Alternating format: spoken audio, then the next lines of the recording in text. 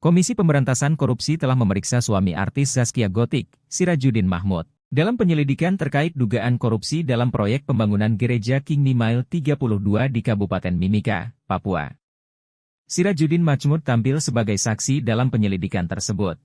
Pemeriksaan ini berlangsung di kantor KPK di Jakarta Selatan pada hari Senin, 16 Oktober 2023.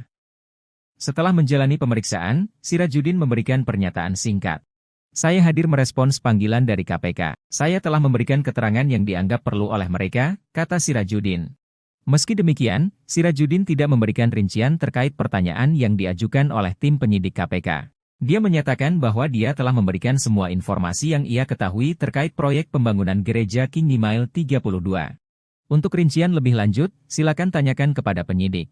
Yang terpenting, saya telah menyampaikan semua yang saya ketahui, tambahnya. Korupsi dalam pembangunan gereja. Sebelumnya, KPK telah menahan 4 tersangka baru dalam kasus korupsi yang terkait dengan proyek pembangunan gereja King Mile 32 di Kabupaten Mimika, Papua. Keempat tersangka ini terdiri dari 3 orang dari sektor swasta dan 1 pegawai negeri sipil, ASN.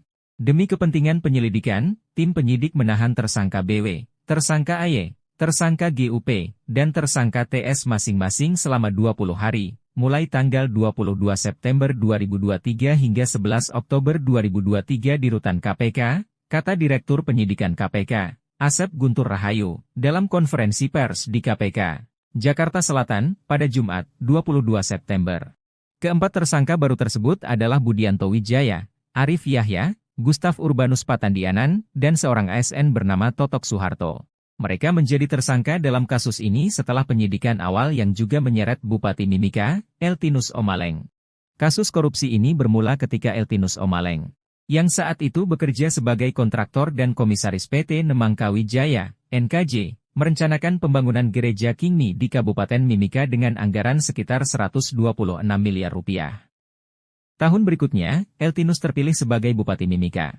Eltinus kemudian mengalokasikan dana hibah untuk pembangunan gereja King Mile kepada Yayasan Waartsing.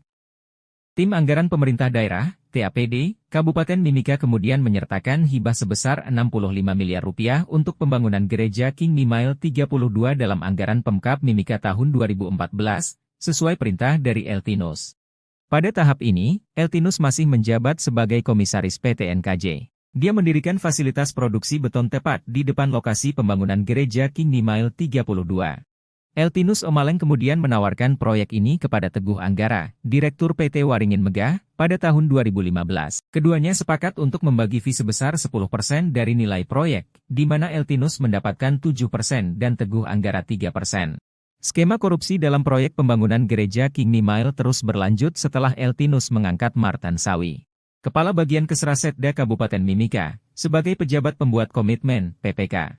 Asep mengungkapkan bahwa tersangka baru, Arif Yahya dan Budianto Wijaya, adalah orang kepercayaan Eltinus Omaleng. Mereka berperan dalam mencari beberapa kontraktor yang tidak memiliki kualifikasi untuk proyek gereja tersebut. Sementara itu, tersangka Totok Suharto menjabat sebagai Ketua Panitia Pelelangan Jasa Konsultan Perencanaan. Dia berperan dalam memanipulasi sejumlah dokumen lelang untuk memihak perusahaan tertentu sesuai instruksi Eltinus Omaleng. Eltinus juga memerintahkan Martan Sawi untuk memastikan Teguh Anggara menjadi pemenang proyek, meskipun proses lelang belum diumumkan.